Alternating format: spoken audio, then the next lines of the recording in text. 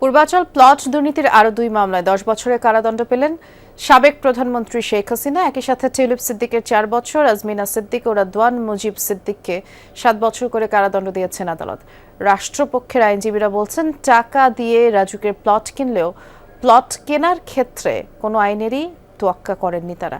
আবেদন না করেই প্লট নিয়েছেন কেবল প্রধানমন্ত্রীর ক্ষমতা ব্যবহার করেই।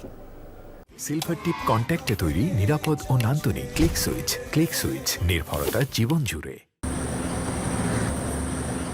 ঢাকঢোল পিটিয়ে রাজুক তার প্লট বরাদ্দ দিলেও শেখ হাসিনা ও তার বোন শেখ রেহানার পরিবারের ক্ষেত্রে প্লট বরাদ্দ হয়েছে অতি গোপনে। আগে থেকে শেখ পরিবারের নামে রাজুকের প্লট থাকায় বিধি অনুযায়ী নতুন করে প্লট পাওয়ার যোগ্য নন তারা।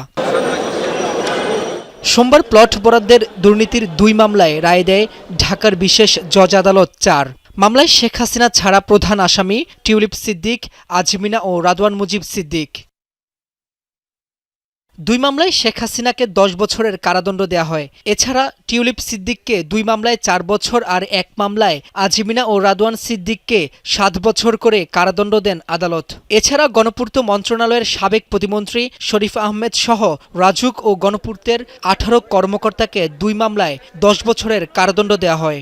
সতীবাদের জয় তার পিতার ওয়ারিশ সূত্রে সম্পত্তি প্রাপ্ত হয়েছেন, তার মাতার ওয়ারিশ সূত্রে সম্পত্তি প্রাপ্ত হয়েছেন এবং তার নিজ নামেও যদি উনি খরিদ করে থাকেন তাহলে সেটাও এই 9 বিধির লঙ্ঘন। দুদকের আইনজীবীরা বলছেন, তারা প্লট টাকা দিয়ে কিনলেও রাজুকের প্লট কেনার ক্ষেত্রে কোনো নিয়ম মানেননি তারা। আবেদন সহ হলফনামায় তথ্য গোপন করেছেন। সাবেক প্রধানমন্ত্রী শেখ হাসিনার একান্ত সচিব সালাউদ্দিন সাহেবকে বিভিন্ন সময় প্রভাবিত করেছেন বিভিন্নভাবে।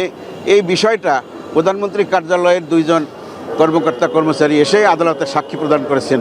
এর আগে প্লট দুর্নীতির পৃথক 4 মামলায় শেখ হাসিনার 26 বছর, শেখ রেহানার 7 বছর, টিউলিপের 2 বছর এবং জয় পুতুলের 7 বছর করে কারাদণ্ড দেন আদালত।